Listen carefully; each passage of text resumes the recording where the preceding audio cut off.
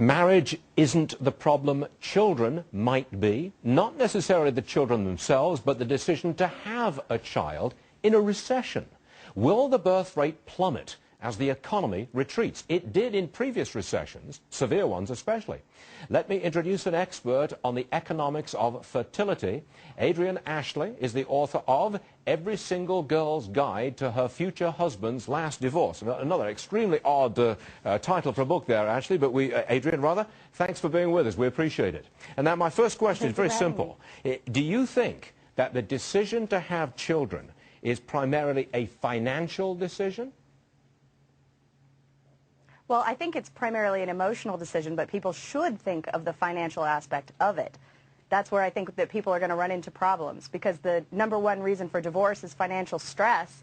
If you have more kids, you're going to add more debt, you're going to have more obligations.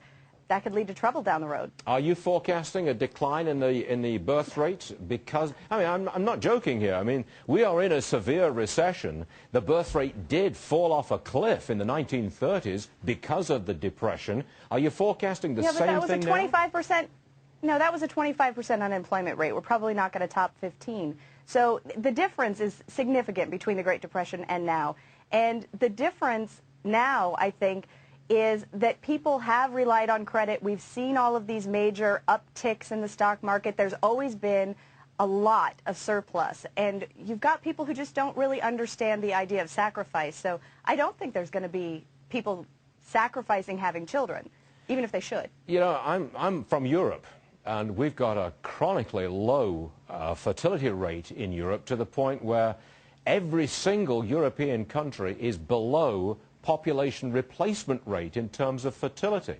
In America, we've got a fertility rate of about equal, where we're not gaining a population, not losing population because of fertility. What are you forecasting for America in terms of population growth, absent immigration, just in terms of fertility?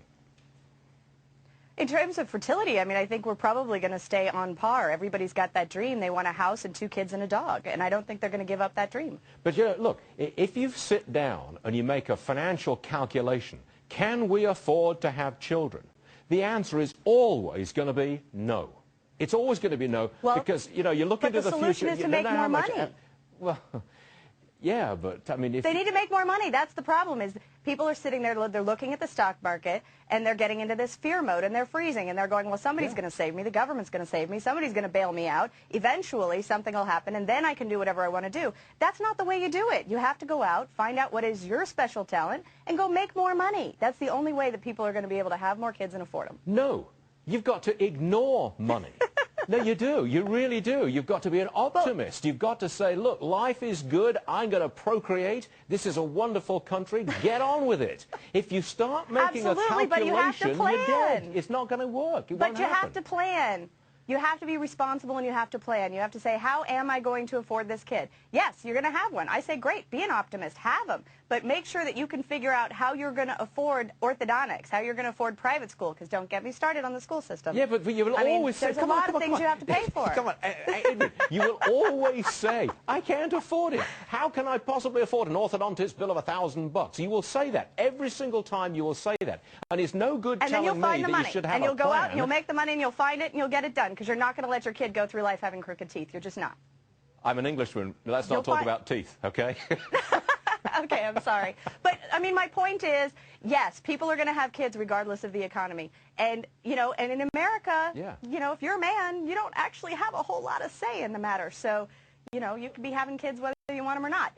But you really should think about and have those difficult discussions ahead of time. How are we going to do it? Not are we. If you really want kids, have kids. If there's no biological impediment, have them. But make sure you can afford them, because I got to tell you, there's no safety net for the middle class. None. Adrienne, full disclosure, I have 6 children, and secondly, this was the most intriguing interview that I've done this week. And I thank you very much indeed for being with us, Adrienne Ashley. It's a pleasure. If you're not careful, you'll come back. Okay. I would love to come back. Thank you, Adrienne. We do appreciate it, seriously. All right.